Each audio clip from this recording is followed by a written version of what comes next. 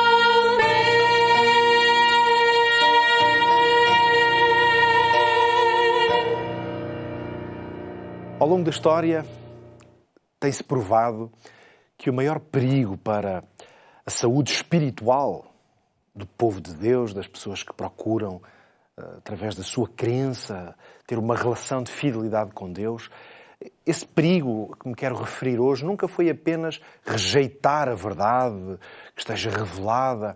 O maior perigo sempre foi substituir a verdade por alguma alternativa, normalmente criada por nós. Muitas vezes isto vem através de mecanismos de substituir a verdade revelada por Deus, não por algo completamente absurdo, totalmente errado, mas normalmente usar a aparência religiosa como o instrumento do engano. E foi exatamente isso que aconteceu nos dias de Jesus. Aliás, Jesus lidou de uma maneira muito direta, muito forte, quase que me atrevo a dizer que Jesus levou muito a peito este problema que poderíamos designar através da palavra tradição. Ou seja, a tradição humana, a religiosidade e a expressão religiosa humana a substituir, a tomar o lugar da palavra divina, da revelação feita por Deus. E é neste contexto que nós encontramos uma espécie de um confronto direto entre Cristo e os líderes religiosos do seu tempo, precisamente. E a razão pela qual este tema me parece sempre muito relevante é porque este confronto entre Cristo, uma relação profunda com Jesus, e a aparência religiosa é um tema que continua muito mais atual do que pode parecer. Ora, vamos a isso. A palavra de Deus, os evangelhos relatam muitas histórias e ocasiões em que os líderes religiosos procuravam, por isso mesmo, questionar Jesus, debater com ele, porque a forma de Jesus estar na fé e na religião causava, permita-me aqui a expressão, uma comichão tremenda a estes homens. Aliás, eu vou aqui se calhar à minha Bíblia, venha acompanhar-me aqui mesmo, porque eu gostava de apresentar-lhe aqui, ler diretamente aqui da minha Bíblia, o momento onde queria conduzir o seu pensamento. Eu vou abrir aqui a minha Bíblia no Evangelho de Mateus, no capítulo 15, provavelmente aí em casa ou no carro, não está em condições agora de abrir a Bíblia, por isso, obviamente, eu aqui sempre leio, vou citando os textos. Mateus 15, precisamente um capítulo que fala sobre a tradição. Algumas Bíblias, aqui a minha que tenho neste momento tem mesmo um títulozinho que é a Tradição dos Anciãos. E veja, vamos ler aqui os primeiros 3 versículos só para dar aqui o contexto. Diz que chegaram ao pé de Jesus uns escribas e fariseus de Jerusalém que disseram o seguinte: porque transgridem os teus discípulos a tradição dos anciãos, pois não lavam as mãos quando comem o pão. E Jesus, porém, respondeu-lhes, dizendo: porque transgredis vós também o mandamento de Deus pela vossa tradição.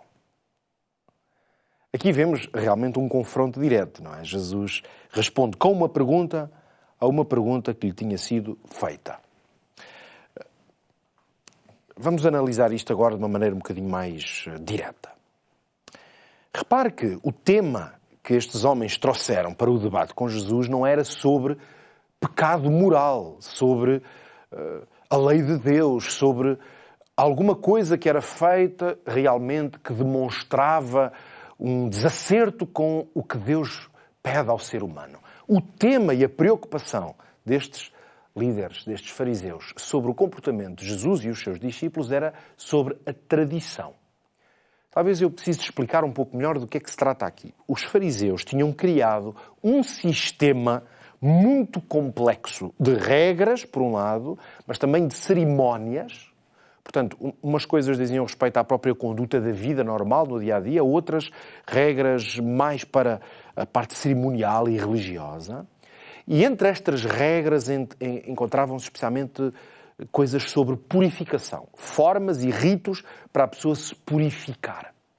E estas práticas não só não tinham sido reveladas por Deus, como não havia nenhuma instrução, eram formas religiosas, tradicionais, culturais, muitas vezes até, mas que o mundo religioso deste tempo começou a tratar como se fossem coisas sagradas. Na verdade, muitas vezes, estes líderes religiosos, especialmente entre o farisaísmo, na verdade, olhavam para estas regras como se elas fossem mais importantes do que os próprios mandamentos, ou seja, do que a palavra de Deus. E, portanto, Jesus, obviamente, como nós lemos, vai responder-lhes de uma forma bastante firme e direta, dizendo: porque é que vós também transgredis o mandamento de Deus pela vossa tradição.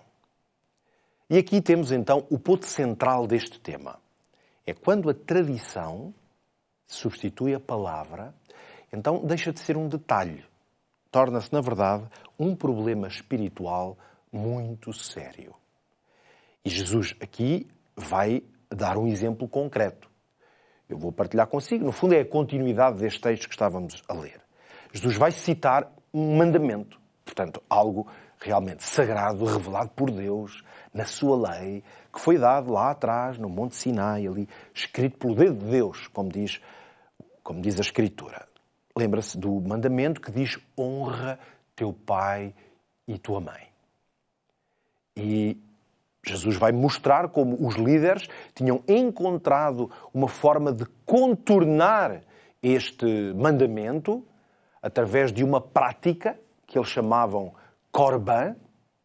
E através desta prática que tinha sido criada, alguém podia declarar os seus bens como sendo dedicados a Deus. Esta era a desculpa. E assim evitavam de ter que ajudar ou apoiar os seus próprios pais. Ou seja, veja bem, esta gente criou um sistema que usava a religião para justificar a desobediência direta ao mandamento de Deus. E neste caso, veja só, um mandamento que tem a ver com o respeito, a honra e o cuidado aos pais. O que parece uma coisa quase básica, não é? Na estrutura humana, quase nem precisaríamos de um mandamento divino para uma coisa tão óbvia. Mas Jesus vai declarar, na continuação do texto, depois mais à frente, no versículo 6, Jesus vai então comentar esta prática deles e o que é que vai dizer? Vocês invalidaram pela vossa tradição o mandamento de Deus. E nós vemos aqui palavras fortes, muito fortes. Na verdade, Jesus ainda vai talvez um pouco mais longe, porque vai citar o profeta Isaías e vai dizer: este povo honra-me com os seus lábios, mas o seu coração está longe de mim. Em vão me adoram, ensinando doutrinas que são preceitos dos homens. Isto são palavras de Jesus em que ele está a citar o profeta. E, portanto, nós estamos aqui confrontados com uma verdade realmente solene e extraordinária. É possível que pessoas adorem a Deus, tenham os gestos de adoração a Deus, mas o façam totalmente em vão. Veja bem, é possível ter religião, práticas religiosas, ser muito fervoroso e piedoso nessas práticas. É possível experimentar e praticar um conjunto de tradições que quem olha diz: aqui está uma pessoa religiosa, uma pessoa de fé, e ainda assim estar distante de Deus e, mais do que isso, fazer exatamente o contrário da vontade de Deus. É isto que Jesus está a dizer. Jesus vai depois chamar a multidão e vai, no contexto deste debate, apresentar o que poderíamos chamar um princípio espiritual muito importante, muito profundo. E então Jesus vai dizer: o que contamina o homem não é o que entra pela boca, mas o que sai da sua boca. Isso é o que contamina o homem. O que é que Jesus quer dizer com isto? Que o problema do ser humano não está no exterior, nessa aparência das coisas que são feitas, das tradições que são cumpridas, ou da religião, tal como ela se apresenta, nos seus templos, com os seus rituais. Não são em cerimónias externas que nós encontramos qualquer definição de fé, de pureza espiritual. Mas onde é que é? É no interior da pessoa. Nas suas escolhas, na sua conduta, no seu coração. Portanto, Jesus está a alertar todos os homens e mulheres para toda a história, na verdade, de que não são rituais humanos que nos tornam aceitáveis diante de Deus. É a transformação do nosso interior. Esta grande verdade, mais tarde, aliás, é reforçada pela palavra de Deus. Por exemplo, se formos ao Evangelho, não ao Evangelho, à carta, a primeira carta de João, o evangelista, no capítulo 2 e no versículo 3, tem lá esta expressão: e nisto sabemos que o conhecemos, ele a Deus, se guardamos os seus mandamentos. Mas nós também sabemos que o mesmo João, voltando agora ao Evangelho, dizia que aquele que crê no Filho tem a vida eterna, e aquele que não crê no Filho, esse não verá a vida. O que é que nós entendemos aqui? Que a questão, portanto, nunca foi a tradição, o quão perfeitos nós somos a cumprir rituais, mas tem a ver com a relação com Deus. Ou seja, o quanto eu aceito e compreendo que a vontade de Deus é boa para mim e o quanto eu procuro viver na minha vida essa relação. A religião, os seus ritos, as suas aparências, algumas até podem ser aceitáveis, fazem parte de uma liturgia religiosa, mas elas não são a essência da religião. Naturalmente que por causa disso os fariseus ficaram ofendidos, claro. E os discípulos até vieram a Jesus quase como que alertá-lo, não é? Cuidado que eles vão ficar muito ofendidos e chateados, não é? E a resposta de Jesus, aliás, é muito interessante, muito clara. Jesus vai dizer-lhes: toda a planta que o meu Pai Celestial não plantou será arrancada. Ou seja, tudo aquilo que não vem de Deus, por mais antigo que seja, por mais tradicional, por mais respeitado, por mais religioso que pareça, o que não vem de Deus não vai permanecer. E agora entenda, isto traz-nos uma realidade que eu acredito muito que tem uma aplicação direta à nossa vida. Portanto, não estamos apenas a analisar uma história que se passou no tempo de Jesus ou um contexto único daquele tempo. Porque o mesmo perigo para as pessoas que têm fé, que praticam a religião, e eu acredito que será seguramente o seu caso, ainda existe hoje este perigo de substituir a palavra de Deus, o que está revelado, o que Deus sabe que é bom para nós, substituir isso por tradições humanas. Isto pode vir em muitas formas. São costumes, coisas que nos habituámos a fazer, hábitos religiosos, práticas que foram herdadas. Muitas podem parecer corretas, outras podem até não ter mal nenhum em serem executadas, só que elas não têm uma base que nos possa dizer isto é a vontade de Deus. Pode até ser uma expressão religiosa. Outras são tradições abertamente contrárias ao que está revelado. E muitas vezes, quando alguém, aliás, tenta chamar a atenção para isso, normalmente isso vai trazer resistência. Isso é histórico. Podemos olhar para a história da Reforma Protestante, por exemplo, que inicialmente tinha o objetivo de reformar essencialmente tradições e práticas que eram totalmente desprovidas de sentido, exploravam as pessoas e usavam a religião como a desculpa para isso. E nos dias de Jesus passava-se exatamente a mesma coisa. É interessante que a Bíblia também nos alerta para isso de muitas formas. Se pensarmos no capítulo 12 do livro do Apocalipse, um capítulo profético extraordinário, a certa altura lá diz, no versículo 17, que o dragão, falando de Satanás, que é chamado em Apocalipse do dragão, irou-se contra a mulher, que representa o povo de Deus, e diz que foi fazer guerra ao resto da sua descendência, aqueles que guardam os mandamentos de Deus e têm o testemunho de Jesus. Veja como o verdadeiro conflito, que aqui neste ambiente profético nos é revelado, sempre gira em torno de dois pontos. Os mandamentos de Deus, por um lado, que é realmente a pureza daquilo que Deus pediu e revelou, e depois, claro, a fé em Jesus. É por isso que a base segura para a nossa religião, a nossa vivência cristã e de fé, a base segura nunca está na tradição, no que as igrejas dizem, no que a religião forjou. A base segura é a palavra de Deus. É o que está escrito, é o que está revelado. O salmista, por exemplo, já dizia isto de muitas formas. O Salmo 119 é um dos mais belos salmos que exalta essa ideia de que a lei de Deus, ela é a pureza do que Deus tem para nós. Por exemplo, a certa altura diz o Salmo 119, eu tenho mais entendimento do que todos os mestres, porque medito nos teus testemunhos. Sou mais prudente do que os velhos, porque guardo os teus preceitos. Podemos dizer, por isso, que Jesus, obviamente, não veio abolir nada do que seja a lei de Deus. O que Jesus veio fazer foi restaurar o seu verdadeiro significado. Jesus veio libertar as pessoas do peso da tradição. E libertar as pessoas desse peso, então, é conduzi-las à verdade, à essência da fé.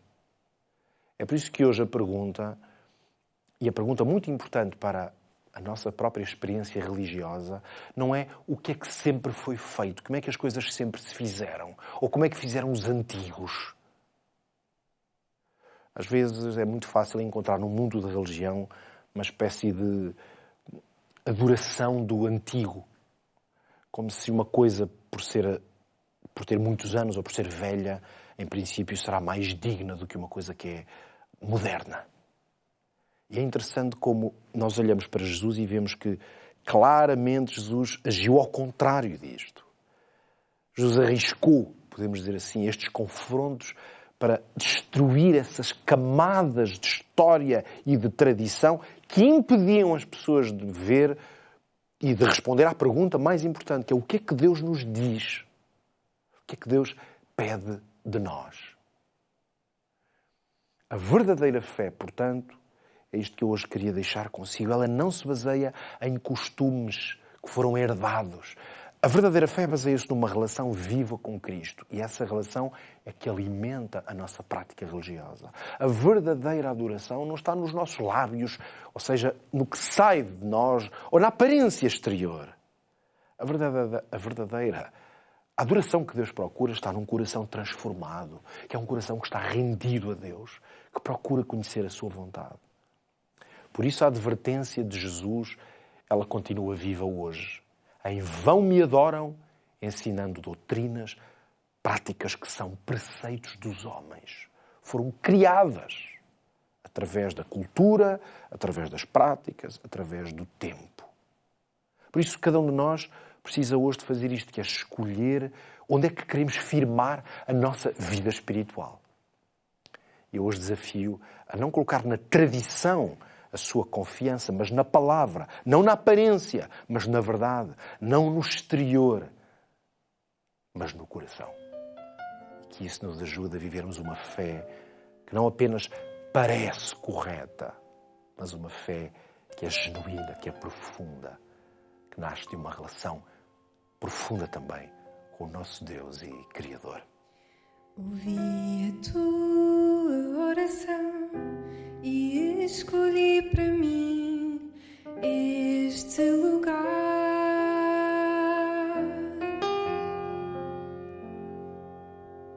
Se eu fechar os céus e não houver chuva a cair,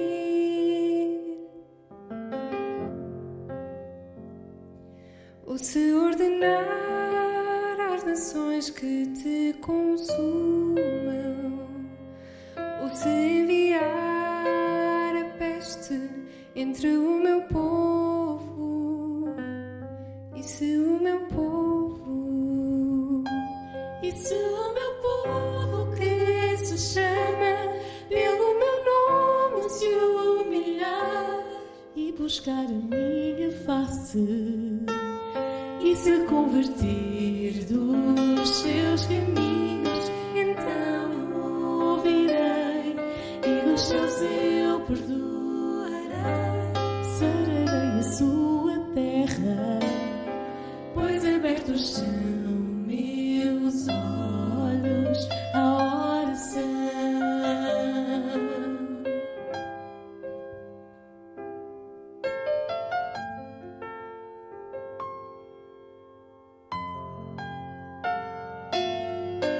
Ouvi a tua oração e escolhi para mim este lugar.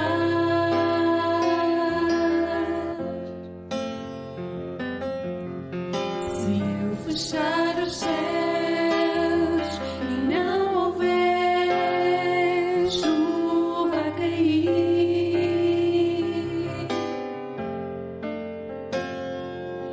se ordenar às nações que te consumam, ou se enviar a peste entre o meu povo, e se o meu povo,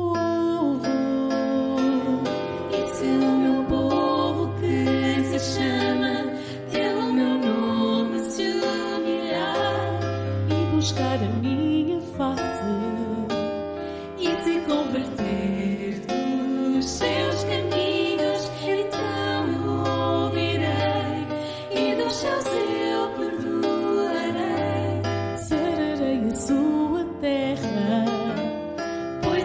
abertos são meus olhos à oração.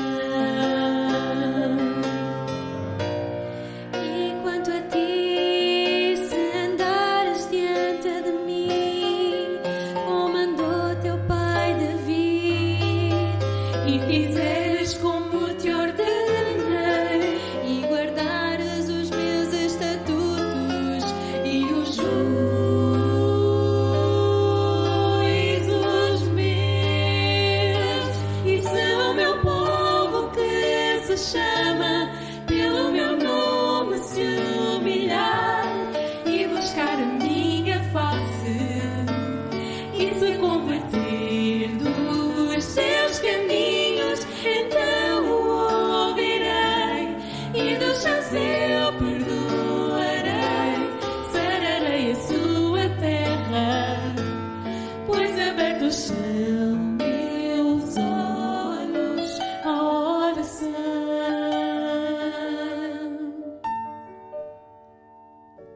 E se o meu povo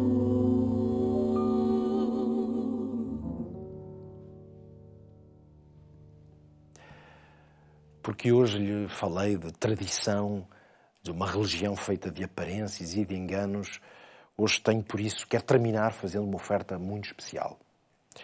Tenho comigo aqui hoje este guia de estudo da Bíblia, chamado Eu Creio, que o vai ajudar nas suas páginas em variedíssimos temas a saber fazer a distinção, precisamente, entre o que é revelado, o que está revelado na Palavra de Deus e aquilo que é aparência, a religião de tradição. Por isso, fica este convite, peça gratuitamente a revista Eu Creio. Envie uma mensagem para o 933 93 92 91 e nós teremos muito gosto em fazer-lhe chegar esta oferta. Nosso encontro hoje fica por aqui na Voz da Esperança. Foi um prazer ter estado consigo. Se Deus quiser, na próxima semana voltamos a estar juntos. Até lá, que Deus o abençoe.